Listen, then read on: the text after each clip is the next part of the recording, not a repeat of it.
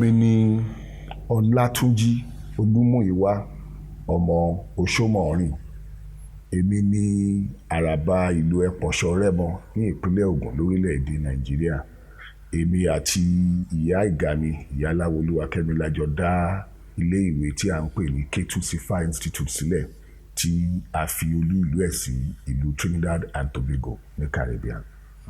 Ẹ ṣeun bàbá. Ẹ jọ̀ọ́ bá a sọ fún wa ibo gan ni ẹ ti ń gbé ṣe iṣẹ́ awo yín. Gẹ́gẹ́ bí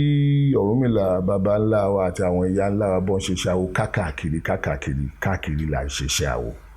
Ṣùgbọ́n ibi tí mo fi kalẹ̀ sí jù lásìkò yìí tí mo gbé ń ṣiṣẹ́ awo, ibẹ̀ náà ń pè ní Trinidad and Tobago.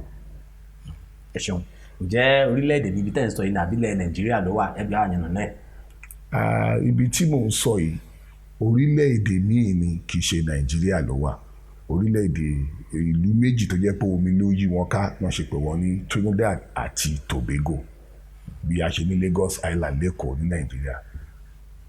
Ẹ ṣeun bàbá. Ẹ jọ̀ọ́ ẹ lè bá a sọ bí ẹ ṣe bẹ̀rẹ̀ iṣẹ́ awo, ìrìn àjò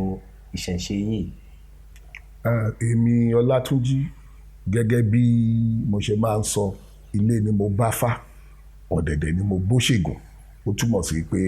ohun abínibí ni, ọmọ orí àtẹ ni mo jẹ́. Èmi ọmọ gángan Ògùn níta àjínà lóde Rẹ́mọ, ògbóǹtarìgì àwọn oníṣègùn mọ́ Ifá ni àwọn ìyá ńlá mi àti bàbá ńlá mi jẹ́. So wọ́n bí mi sínú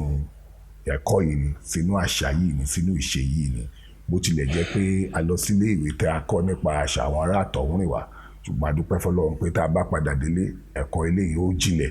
òun ló jẹ́ ká lè padà wá ní òkúkúdùn. So bí mo ṣe bẹ̀rẹ̀ ilé ìwé, mo lọ sí ilé ìwé alákọ̀ọ́bẹ̀rẹ̀ níbi tó ń pè ní UAMC Ẹlẹ́ja ní ìlú Ṣàgámù.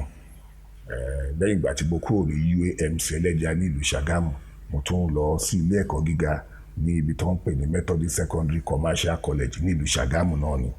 Mo ṣe ilé ẹ̀kọ́ gíga ń bẹ̀. Nígbà tí mo ṣe yẹn tán, mo wá sí ìlú Ilé Ifẹ̀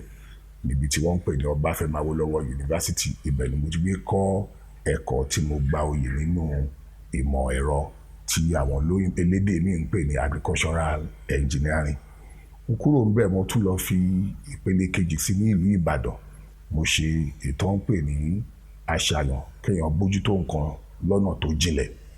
tó ń pè ní masters. Mo ṣe yẹn náà ní soil and water and environmental. Ṣùgbọ́n bí gbogbo eléyìí ṣe ń lọ, ẹ̀kọ́ ti Ifá, ẹ̀kọ́ òṣègùn, ó ń lọ pẹ̀lú ẹ̀ lápá kan ṣo náà. So lẹ́yìn ìgbà tá a dẹ̀ parí yẹn, a ṣìnjọba ní ilẹ̀ Ìgbò. Mo ti gbé ṣìnjọba, ṣùgbọ́n nígbà tí mò ń ṣìnjọba nílẹ̀ Ìgbò, mo kàn rí pé yàtọ̀ sí iṣẹ́ onímọ̀ ẹ̀rọ tí mò ń ṣe níbi, mo ṣe àgùnbánirọ̀ tí à ń ṣe ṣìnjọba ní ibi tí mo gbé ń ṣe iṣẹ́ àgùnbánirọ̀ táwọn tó ń pè ní NYSC. Mo kàn rí wípé iṣẹ́ awo, iṣẹ́ òṣègùn ó pọ̀ ju iṣẹ́ onímọ̀ ẹ̀rọ lọ. So láti bẹ̀ lọ, ọ̀pọ̀lọpọ̀ àwọn èèyàn wa ni wọ́n kọ́ fá tán kọ́ ṣègùn lọ́wọ́ mi níbẹ̀. Nígbà tí mo dẹ̀ kúrò ńbẹ̀ ni mo padà sílé, bá àwọn àgbàlagbà rẹ̀ bí mo ṣe ń ṣe. Mo tiẹ̀ gbìyànjú, torí lọ́pọ̀lọpọ̀ ìgbà ni bàbá mi kan, bàbá Káyọ̀dé, kí Ọlọ́run Ẹlẹ́dàá káwòrè kó jẹ nímọ̀ rẹ̀,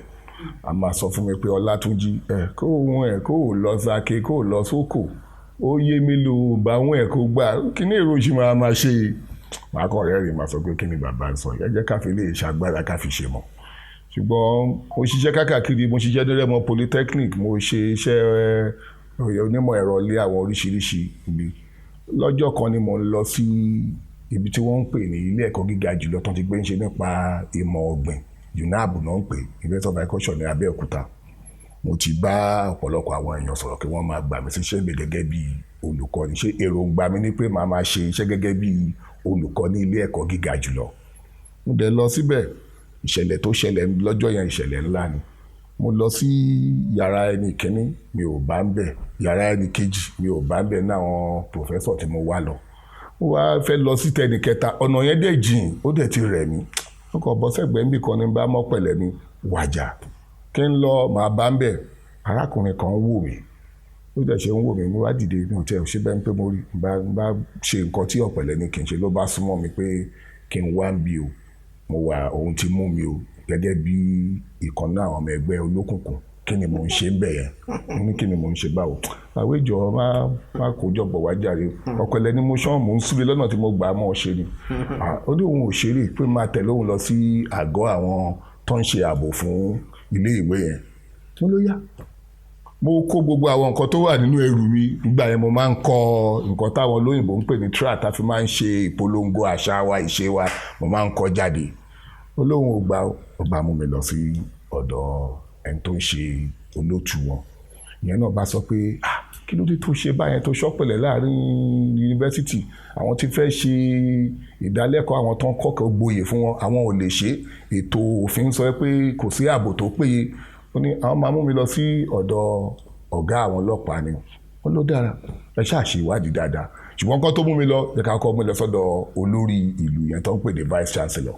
wọ́n bá dúró tì mí bẹ́ẹ̀ ń pé ẹlẹ́wọ̀n níbẹ̀ kí ṣe mo ṣẹ̀ṣẹ̀ tí ó bóyá gbójú oògùn olóró ni wọ́n yà ń tẹ̀lé wọn àbádé yàrá vice chancellor bọ́n ṣe máa ń pè ń bá jókòó wọ́n mú mi wọlé o wọ́n lọ sínú ilé wọ́n dẹ̀ jáde wọ́n bá jáde wọ́n bá ní mo ní ṣé ó ti yá sáà lọ́dọ̀ ọlọ́pàá náà wọ́n bá sọ pé kí n máa lọ lé mi pé ẹjọ́ ake ti kú sáké ẹjọ́ òkò ti kú sóko mo ní kí ló pa ẹjọ́ wọ́n ní Professor Adúbí Ifá lórúkọ bàbá yẹn mi ò rírí mi ò dẹ̀ mọ́dọ̀la ó sọ fún wọn pé kí lẹ sọ pé ọ̀gbẹ́ni yìí ṣe wọn ló ń ṣọpẹlẹ ṣé ẹ ti lọ síbi tó sọ pé òun lọ ṣe lórúkọ ẹ̀ ń bẹ́ẹ̀ wọ́n á sọ fún wọn pé báwo lèèyàn ṣe lè máa wáṣẹ́ wá sí ilé kan tó dẹ̀ máa fẹ́ kí ibẹ̀ dàrú ẹ jẹ́ kó máa lọ́ǹtì ẹ̀ jàre bọ́n ṣe sọ pé ẹjọ́ ake ti kú sáké nìyẹn ṣùgbọ́n ibi tí mò ń lọ gọ́gọ́ ni pé ìpadàbọ̀ sí òde Rẹ́mọ mi ọkọ̀ tí mo wọ̀ mo kàn rí obìnrin kan wà ní ọkọ̀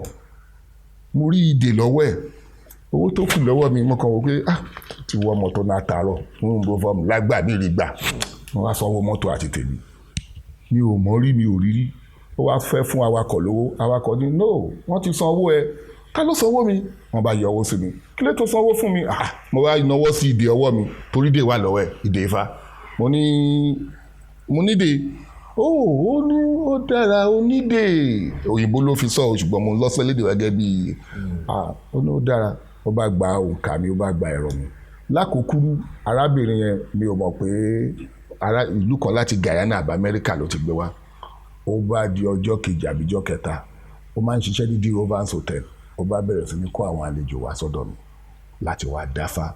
àṣẹ lọ́jọ́ yẹn ó ṣẹ̀ṣọ́ lọ dáfá níbì kan ẹni tó dáfá fún ò lè sọ òyìnbó dáadáa àgbáwo ló dáfá fún arábìnrin yẹn ló bẹ̀rẹ̀ sí ní kó àwọn èèyàn wá láti Amẹ́ríkà láti Caribbean nínú àwọn tí ó wá sọ́dọ̀ mi ni wọ́n sọ pé àwọn máa invite mi sí tèmi sọ́dọ̀ wọn ní London ẹnìkejì ni tó bá lè pè wá sí London èmi náà pè wá sí Trinidad wọ́n ṣe pè mí lọ sí London pè mí lọ sí Trinidad lọ́dún yẹn nìyẹn n bá ṣe oṣù méjì lọ́hùn bí ìrìn àjò yẹn ṣe bẹ̀rẹ̀ nìyẹn kí Ọlọ́run ẹlẹ́dàá kó fi ọ̀run kẹ́ Erelu àbíyè Ifákọ́ládé Louis Brown Clark òun ló pè mí sí Trinidad and Tobago tí mo ṣe oṣù méjì ń bẹ tàdéjọ ṣe ìdánilẹ́kọ̀ọ́ lóríṣiríṣi lórí àṣà àti ìṣe Ifá bí Trinidad and Tobago ṣe di ibi tí mò ń lọ ní ọdọọdún nìyẹn láti gbà yẹn láti 2003 ọdọọdún gbà mí lẹ́ẹ̀mejì kó tó di pé àwa lọ fi kalẹ̀ síbẹ̀ ní 2010. ẹ ṣe bàbá ẹjọ báwo wà ní ẹ̀kọ́ Ifá àti ẹ̀kọ́ ìmọ̀ àwọn òyìnbó ìmọ̀ ẹ̀rọ tolóyìnbó dé yìí báwo ni ẹ ṣe ṣe méjèèjì papọ̀ tí kan ò dí kan lọ́wọ́. kò dí kan lọ́wọ́ o ohun tó jù ní wípé ẹ̀kọ́ Ifá ni ẹ̀kọ́ ilé òun bí mi ṣe máa ń pè máa pè ní home degree ṣé mọ̀ wípé téèyàn bá tiẹ̀ lọ sílé ìwé tó bá lọ kọ́ ẹ̀kọ́ pátápátá tó bá kà nípa ìmọ̀ àwọn tó ń ṣèwòsàn alọ́dún méje ṣùgbọ́n láàárín ọdún méje yẹn ìtàn fi máa lọ léèwé ojú oṣù mẹ́fà àbí mẹ́sàn-án wọ́n dẹ̀ máa lọ láago mẹ́jọ wọ́n máa padà láago méjì ṣùgbọ́n ilé ká tó lọ bẹ̀rẹ̀ léèwé ibẹ̀ láti gbé nǹkan ó rọrùn torí pé nígbà tí èèyàn jọ ọmọ orí àtẹ láti kékeré ló ti máa kọ irú ọmọ mi ọkùnrin ń sìn bó ṣe ń ka psychology degree àgbà awo ni torí pé ó bí sínú ẹ̀ ni àwọn àgbàlagbà dẹ̀ sọ pé toró lè jò bímọ ẹ̀ ọjọ́ tó ti bí ejò náà ti bí oró pẹ̀lẹ́ ó rọrùn ó kò lera láti ṣe tìtorí pé ohun tí a bí níbi níta dẹ̀ ń ṣe lẹ́gbẹ̀ẹ́ ara wọn. ẹ ṣe bàbá.